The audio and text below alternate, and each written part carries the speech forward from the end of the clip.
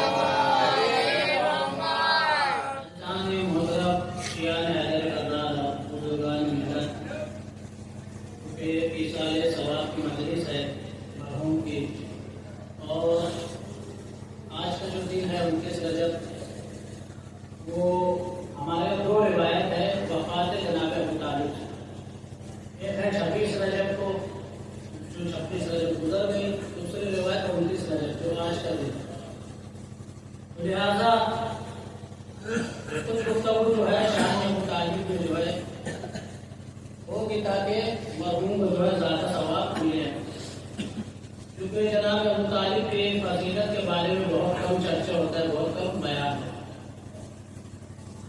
پروردگار عالم قرآن مجید کی مقدس کتاب ہے، قرآن مجید جو پروردگار عالم کی مقدس کتاب ہے جسے تا قیامت باقی رہنا ہے۔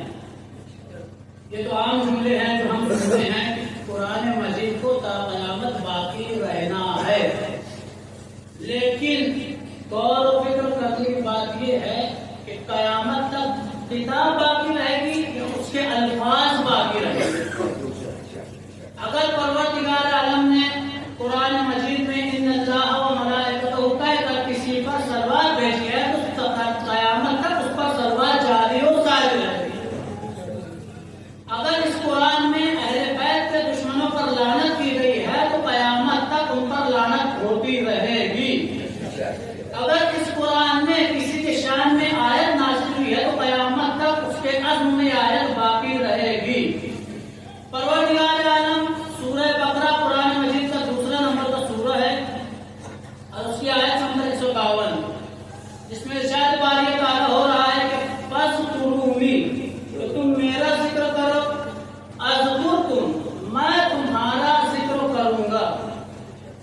کیا کرے؟ میں اللہ تمہارا ذکر کروں گا، لیکن شرط یہ ہے کہ تم میرا ذکر پہلے کرو، کیونکہ سب سے پہلے لفظ استعمال کیا ہے فَاذْكُرُونِی، میرا ذکر۔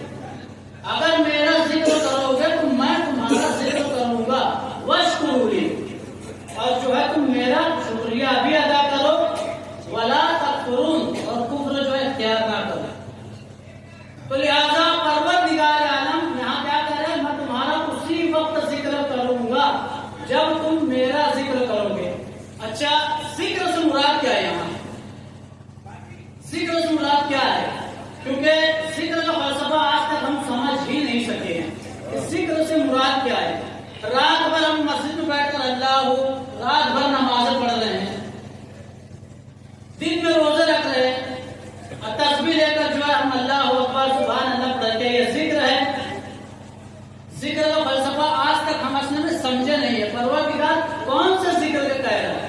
ایک بات میں جملہ کہتا ہوا چلوں کہ مسجد میں بیٹھ کر ایک شخص عبادت کر رہا ہے اور باہر نکل کر وہ برائی کر رہا ہے تو وہ اس کی عبادت نہیں ہے بلکہ عادت ہے۔ یہ ذکر نہیں ہوا، یہ ذکر نہیں۔ یہاں تک کہ ہمارے یہاں یہ بھی حدیث ہیں، معصوم نے فرمایا، امام سے جو ہے منسوب نہیں لیکن معصوم سے منسوب ہے، معصوم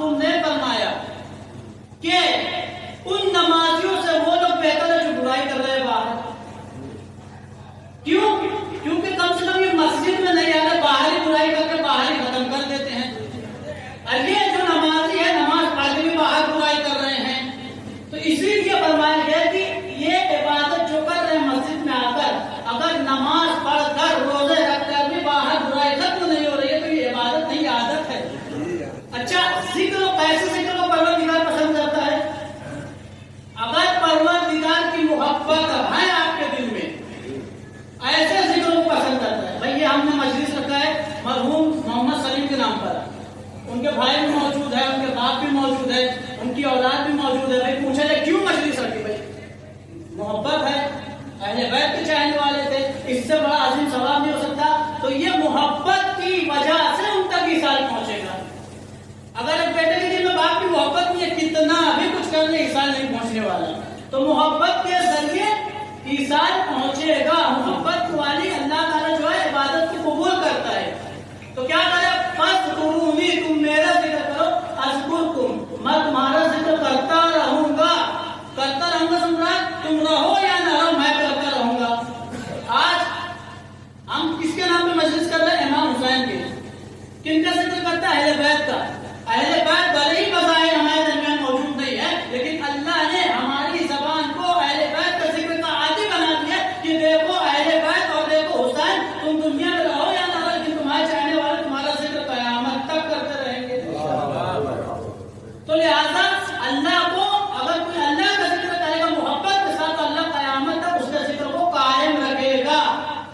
اور لہذا کیونکہ آج جو ہے 29 رجب ایک روایت وفات ابو طالب کی پائی جاتی ہے، اور یہاں پر قرآن خود اپنی تفسیر کرتا ہے کہ اللہ کا ہم ذکر کیسے کریں۔ تو یہاں کسی کی تفسیر کرنے کی ضرورت نہیں ہے۔ قرآن مجید میں سورہ بقرہ کی آیت نمبر 152 میں کیا فرمایا؟ تم میرا ذکر کرو میں تمہارا ذکر کروں گا۔ اب اگر پوچھا جائے کہ اللہ تیرا ذکر کیسے کیا جائے، تو اللہ تعالیٰ خود کہہ رہا ہے کہ قرآن کسی کی تفسیر کو محتاج نہیں ہے۔ آگے بڑھ کر آیت نمبر 200 میں ارشاد فرماتا ہے، سورہ بقرہ آیت نمبر 200 کہ فاذکروا اللہ کذکرکم آباءکم، تم میرا ذکر ایسے کرو جیسے تم اپنے آبا و اجداد کا ذکر کرتے ہو۔ یعنی ایک بات قرآن نے یہاں ظاہر کر دی کہ اگر ماں باپ مومن ہیں تو ان کا ذکر کرنا بھی عبادت ہے۔ تو جیسے تم اپنے ماں باپ کا ذکر کرتے ہو، اللہ تعالیٰ ویسے ہی ذکر کو پسند کرتا ہے۔ کیا مولا کائنات نے اپنے آبا و اجداد کا ذکر نہیں کیا ہوگا؟ بالکل کیا ہوگا۔ جناب ابو طالب کی شان میں مولا کائنات نے بہت حدیثیں کہی، بہت ان کی شان فضیلتیں کہی ہے، جن میں سے میں حدیثوں کو تو زیادہ نہیں ہوتا، لیکن قرآن کے ذریعے ہی آج جو عظمت ابو طالب بتاؤں گا میں، کیونکہ میں وہ یہ مناسب نہیں سمجھتا کہ لوگ ان کو کافر کہتے ہیں۔ ایک بات اور کہتا ہوں چلوں کہ لوگوں سے زیادہ ہم ہی کافر کہتے ہیں انہیں۔ کتنی مرتبہ بیٹھ کر کہتے ہیں ابو طالب کو لوگ کافر کہتے ہیں۔ آپ کیوں یہ جملہ کہہ رہے ہیں؟ ان کی شان میں گستاخی ہے، بلکہ آپ یہ کہو کہ عظمت ابو طالب، شان ابو طالب کیا ہے۔ قرآن سب سے پہلے کہہ رہا ہے، یاد رکھیے گا، قرآن مجید کیا کہے؟ یا ایھا المزمل، سورہ مزمل عام طور پر پڑھی جاتی ہے۔ کیا مطلب ہے مزمل کا؟ کون بتائے گا مزمل کا مطلب کیا ہے؟ یا ایھا المزمل، اے چادر اوڑھنے والے۔ جبکہ اس کا اگلے سورہ میں کیا کہہ رہا ہے؟ یا ایھا المدثر، اے کمبل اوڑھنے والے۔ کیا مطلب ہے اس کا؟ سردیوں، آج سردی کا موسم، ہم کیا کرتے ہیں؟ رات میں جو کمبل اوڑھ لیتے ہیں، اور جب دن ہوتا ہے تو ہم کمبل پھینک کر جو چادر، جو شال ہوتی ہے، وہ شال کو جو ہے چادر کہتے ہیں۔ رسول اللہ جو جب دن میں باہر نکلتے تھے ٹھنڈک کے موسم میں تو چادر جو ہے اوڑھ لیا کرتے تھے، شال کو۔ اب ایک بات کہتا ہوں چلو، ہم جو ہے عام آدمی اس کے لباس پر نظر نہیں رکھتے کون کیا پہنے، لیکن جب کوئی ایک دم خاص بندہ ہوتا ہے تو ہم اس کے لباس کی طرف دیکھتے ہیں۔ ہم بھائی کسی بادشاہ کے دربار میں چلے گئے تو بادشاہ کا لباس دیکھیں گے، ہمارے تصور ہی میں آ جائے گا کہ بھیا وہ شایان شان لباس پہنا ہوگا۔ تو لہذا رسول سید المرسلین، اللہ تعالیٰ کسی پہ نظر رکھے نہ رکھے، ویسے تو ہر چیز پر نظر ہے، لیکن اپنے محبوب پر ایک ایک چیز پر نظر ہے کہ رسول کیا اوڑھ رہے ہیں، کیا رات میں اوڑھ رہے ہیں، کیا دن میں اوڑھ رہے ہیں، کیا پہن رہے ہیں، کیونکہ رسول ہے سید المرسلین، سب سے زیادہ عظمت والے رسول، سب سے زیادہ عظمت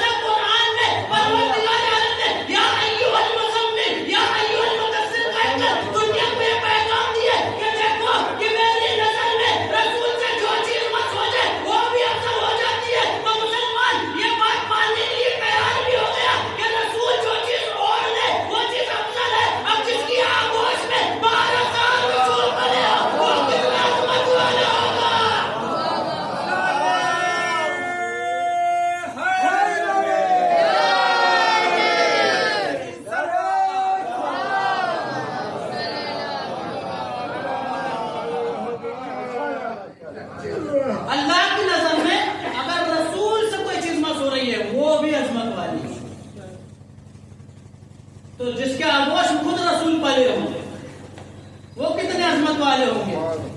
آج دنیا بھلے ہی انہیں اسلام سے خارج کر دی, میں یہ جملہ نہیں دو رہا ہوں گا کافر کرتی ہے, آج دنیا بھلے انہیں اسلام سے خارج کرتی ہے, لیکن ایک بات کہوں, یہ مولا کائنات کے زمانے ہی سے کہتے آ رہے ہیں, صرف مولا کائنات کو ذہنی اذیت دینے کے لیے, مولا کائنات کو ذہنی اذیت دینے کے لیے. جب بھی مولا کائنات باہر نکلتے تھے تو لوگ کیا کہتے تھے, یا علی ابو کا فنار, لیکن مولا کائنات خاموش ہو کے چلے جاتے تھے, گزر جاتے تھے. یا علی ابو کا فنار, نعوذ باللہ, اے علی آپ کے بابا جو ہے جہنم میں جائیں گے. یہ آپ دیکھیں تاریخ اٹھا کے پڑھیے گا, یا علی آپ کے بابا جہنم میں جائیں گے. لیکن ایک شخص جو یہودی تھا, جب علی سے کہا یا علی ابو کا فنار, اب علی یہاں خاموش نہیں رہے, بلکہ علی نے کہا انا قسیم الجنت والنار. جیسے ہی یہودی نے کہا یا علی ابو کا فنار, اے علی آپ کے بابا جہنمی ہے, آپ کے بابا جہنم میں جائیں گے, اب علی خاموش نہیں رہے. ایک مرتبہ جملے کا انا قسیم الجنت والنار وہ ابھی فنار, تعجب میں کہا وہ ابھی فنار, کہا اللہ نے میرے ہاتھ میں یہ اختیار دے دیا ہے کہ میں جنت کو تقسیم کروں اور جہنم کو تقسیم کروں, لہذا میں ہوں قسیم النار والجنہ. مجھے اختیار ہے کہ میں اپنے باپ کو جنت میں بھیجوں, مجھے تو یہ اختیار ہے کہ اللہ نے میرے ہاتھ میں یہ دے دیا ہے کہ میں جنت اور جنت اور جہنم کو تقسیم کروں, لہذا تم میرے باپ کو فراق چھوڑو, اپنے باپ کے بارے میں سوچو.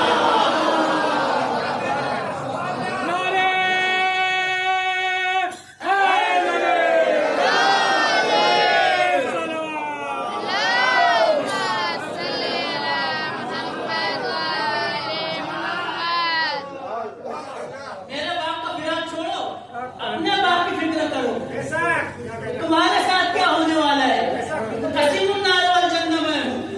اور اس کے بعد قرآن مجید پھر پڑھ کے کہتے ہیں, ہم نے کہا نا صرف قرآن سے حضرت ابو طالب ثابت ہوگا.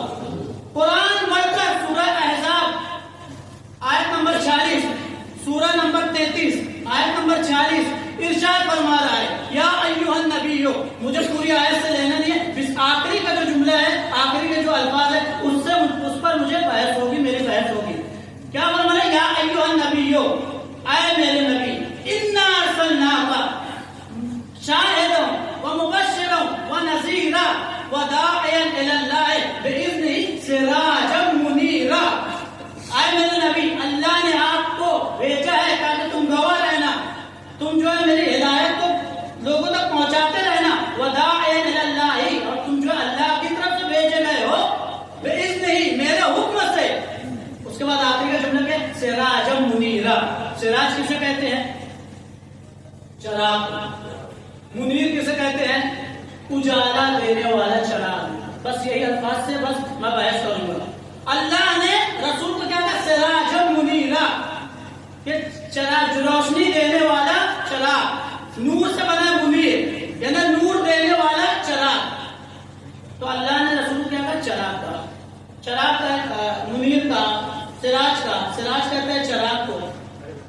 ایک جگہ اور ارشاد فرمایا سراج وحاجا, سورہ نبا میں, یعنی زمین پر تو اللہ کا چراغ کون ہے, رسول ہے. آسمان میں کیا کرے, سراج وحاجا, ایک سورج جو نکلتا ہے, جو ابھی نکلا ہوا ہے, آگ دینے والا سورج. اس سے تو کوئی بحث نہیں. بس سراج سے مراد, جو سراج کا مطلب ہے وہ بتا رہا ہوں. سراج سے مراد ہے چراغ. سورج کو کہا گیا سراج کیونکہ وہ آگ پھینکتا ہے, اور زمین پر رسول کو کہا گیا سراج. لیکن سراج جو ہے بیٹے کو بھی کہتے ہیں, معلوم ہے. اگر میں کہوں کہ یہ 7 پیٹے بیٹے ہیں تو آپ کیا کہیں گے, عسکری صاحب کے بیٹے ہیں. کیونکہ یہاں جو ہندی چلتی ہے ماشاء اللہ بہت اچھی ہندی لکھتے بھی ہے, پڑھتے بھی, پیور ہندی ہے یہاں. لیکن جہاں آپ اردو ادب میں چلے جائیں گے اور پوچھا جائے یہ کن کے بیٹے ہیں, تو کیا کہیں گے, فلانے گھر کے چراغ ہیں, فلانے گھر کے چراغ ہے. اس کا مطلب ہے چراغ بیٹے کو بھی کہتے ہیں. تو اللہ کا تو کوئی بیٹا ہے نہیں, لیکن رسول کو کہتا ہے زمین پر میرا چراغ ہے.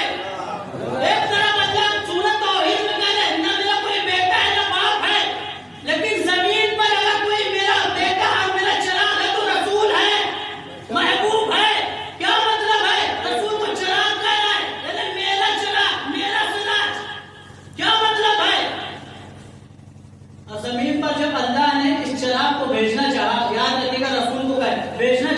کہاں بھیجا؟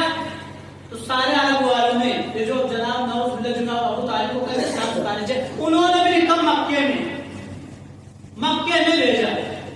ٹھیک ہے بھائی، مکہ تو بہت بڑا ہے، لیکن مکے میں کون سے شہر میں بھیجا؟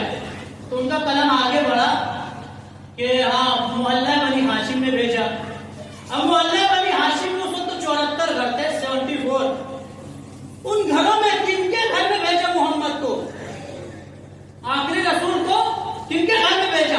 اب قلم لکھنے والے جو ابو طالب کو کافر کہتے ہیں، ان کا قلم آگے نہیں بڑھ سکتا۔ وہ یہ نہیں لکھ سکتے تھے کہ عبداللہ کے گھر میں پیدا ہوئے، عبداللہ کے گھر میں اس چراغ کو اللہ نے بھیجا، اس لیے کہ عبداللہ وفات پا چکے تھے جب یہ چراغ مادر شکم میں تھے۔ تو اب لکھنے والوں نے یہ لکھا، جو ابو طالب کو کہتے اسلام سے خارج، انہوں نے بھی یہ لکھ دیا کہ ابو طالب کے گھر میں بھیجا۔ اس چراغ کو اللہ نے ابو طالب کے گھر میں بھیجا۔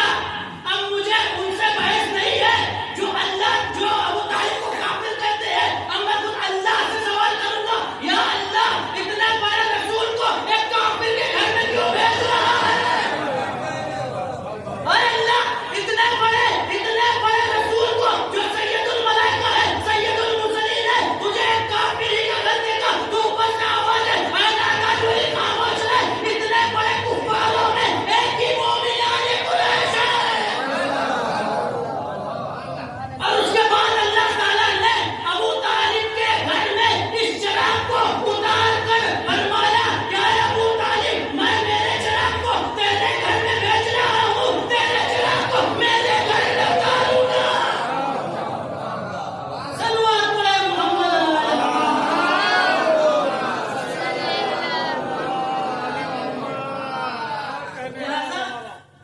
اللہ نے خدا پیغمبر اسلام کے ذریعے فرمایا کہ اتنے سارے کفاروں میں جو ہے ایک ہی مومن علی قریش ہے، جن کے گھر میں اللہ نے اتنے بڑے رسول کو بھیجا، اتنے بڑے۔ اب آئیے ایک اور آیت کا سہارا لیتا ہوں، سورہ صف، قرآن مجید کا 61 نمبر کا سورہ، سورہ جمعہ کا فوراً بعد، آیت نمبر 4۔ جناب عیسیٰ جو بشارت دے رہے ہیں، کیا دے رہے ہیں؟ وَمُبَشِّرًا بِرَسُولٍ أَن يَأْتِي مِن بَعْدِهِ اسْمُهُ أَحْمَدُ، کہ میں تمہیں بشارت دے رہا ہوں کہ میرے بعد جو نبی اور رسول آنے والا ہے اس کا نام ہوگا احمد۔ کیا نام ہوگا؟ سورہ صف، قرآن مجید کا 61 نمبر کا سورہ، آیت نمبر ہے 4۔ جناب عیسیٰ لوگوں کو بشارت دے رہے ہیں کہ میرے بعد جو نبی آئے گا اس کا نام کیا ہوگا؟ احمد۔ بہت بڑی بات بتانے جا رہا ہوں۔ اب یہ جناب عیسیٰ وہ نبی ہے جو آج بھی زندہ ہے چوتھے آسمان پر، اللہ نے ان کو کھا لیا، لیکن ان کو قتل کرنے کی سازش کی گئی، بہت پہلے سے چل رہی تھی جناب عیسیٰ کو قتل۔ تو جب جناب عیسیٰ کو بھی یہ لگا کہ مجھے قتل کر دیا جائے گا تو انہوں نے بشارت دے دی کہ میرے بعد جو نبی آئے گا اس کا نام ہوگا احمد۔ دشمنوں نے قتل کرنے کی جب کوشش کی اور جناب عیسیٰ ایک رات جب گزر رہے تھے تو ایک مرتبہ دشمن نے جب جناب عیسیٰ کا پیچھا کیا تو ایک یہودی جس کا نام صدوم بتایا گیا، صدوم کتاب میں لکھا ہوا ہے، ایک یہودی جس کا نام صدوم ہے، اس نے جناب عیسیٰ کو اپنے گھر میں پناہ دے دی کہ آپ بھلے ہی میں یہودی ہوں لیکن آپ اللہ کے نبی ہیں، آپ کو قتل کرنے کی سازش کی جا رہی ہے، لہذا آپ میرے گھر میں پناہ لے لیں۔ جناب عیسیٰ کو اس یہودی نے جیسے ہی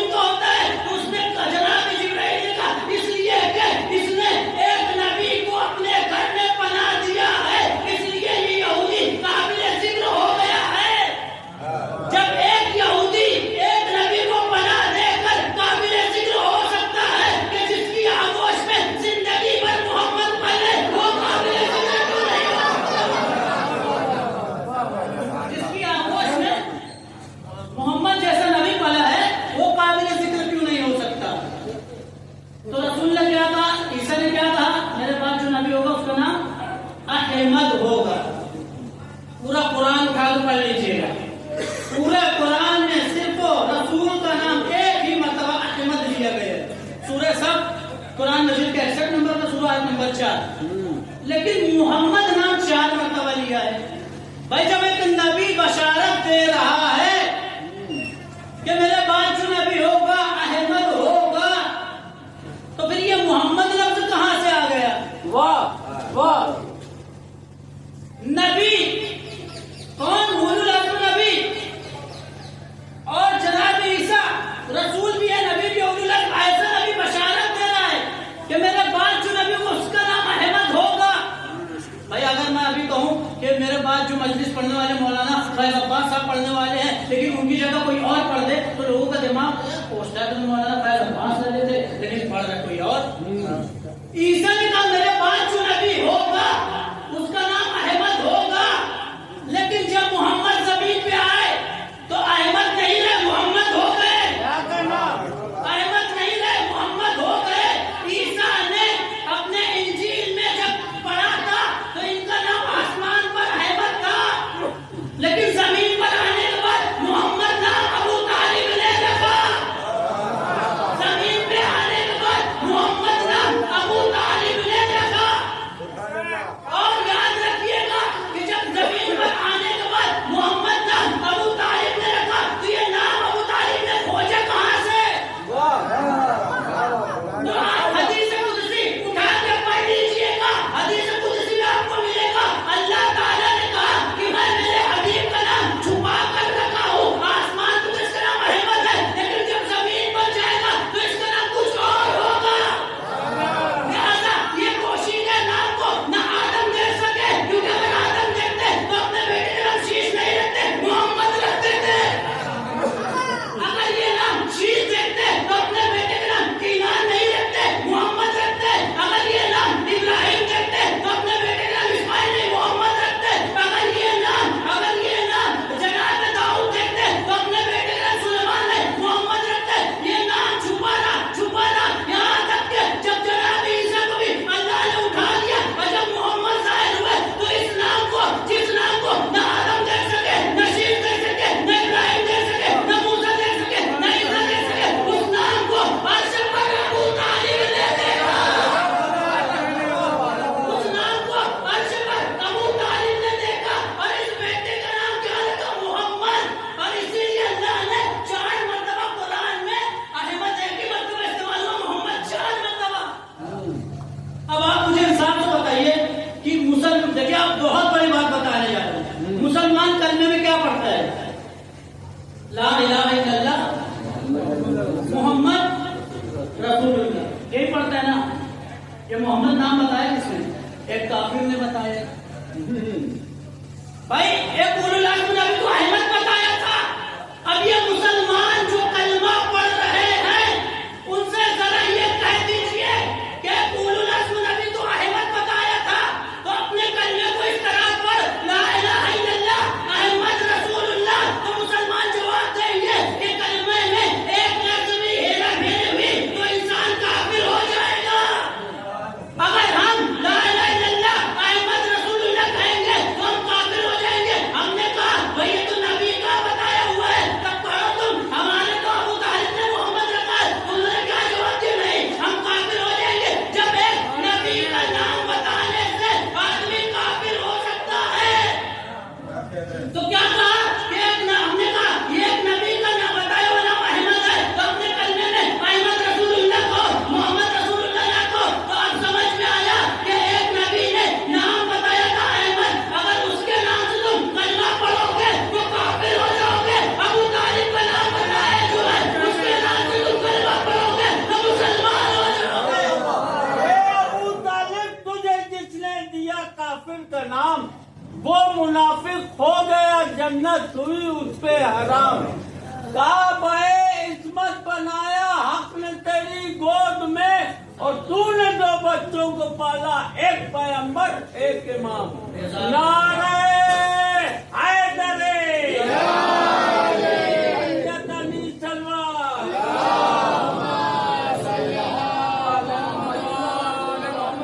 جناب ابو طالب کی عظمت ہے کیونکہ دامن وقت میں گنجائش نہیں ہے. ہمیں جو وقت بتایا گیا تھا ورنہ اور 2-4 آیتیں تھی جو میں کسی اور موقع پہ بیان کروں گا. اور جناب ابو طالب جن کے پیروں پر اسلام کھڑا ہے. آج جو مسلمان ہیں کیوں مسلمان ہیں؟ سب جناب ابو طالب کے دم پر مسلمان ہیں. جب بھی دین اسلام کو ضرورت پڑی تو جناب ابو طالب نے پانی نہیں دیا بلکہ خون دیا. آپ دیکھیں رسول اللہ کو بھی صحیح وقفہ و وقت دیا گیا. مولا کائنات کو ضربت لگی کہ کس کے لیے ضربت کھا رہے ہیں؟ اسلام کے لیے. کربلا سے پہلے سن 50 ہجری میں حسن مشتبہ کو امیر شام نے زہر دلوایا ان کی زوجہ کے ذریعے. کن کے ذریعے زہر نوش فرمایا؟ کن کے لیے؟ اسلام کے لیے، کہ ابو طالب کی محنت رائگاں نہ ہو جائے. کربلا میں حسین نے 6 مہینے کے اصغر کو بھی پیش کر دیا. 6 مہینے کا ناحق خون کس لیے؟ تاکہ جناب ابو طالب کی محنت رائگاں نہ ہو جائے. اور جب کربلا میں سارے لوگ شہید ہو چکے تو اب ذمہ داری تھی ایک بیمار کی. یہ سارے ثواب کی مجلس ہیں اور سب جانتے ہیں کہ مرحوم کی موت جو ہے جل کر ہوئی ہے. اور اپنا تصور دلانا چاہتا ہوں کہ آدمی جب جلتا ہے تو جل کر جو زیادہ سے زیادہ آدھا گھنٹے میں مر جاتا ہے. اس کے بعد اس کو اذیت نہیں ہوگی، چلا گیا. لیکن یہ سید سجاد ہیں جن کے خیمے میں آگ لگی، زینب نے انہیں باہر نکالا. جو عابد بیمار ابھی چلنے کے قابل نہیں تھا انہیں لوہے کی زنجیریں پہنائی گئی، انہیں بلا قدر توپ پہنایا گیا. اور جو عابد بیمار ابھی چلنے کی قوت نہیں رکھتے تھے انہیں اس طرح کربلا سے کوفہ کی طرف بھیج کر لے جایا گیا جیسے کوئی جانور ذبح کرنے کے لیے لے جاتا ہے. اور یہ عابد بیمار ہے کہ جب تو آپ کو گرا پہن چکے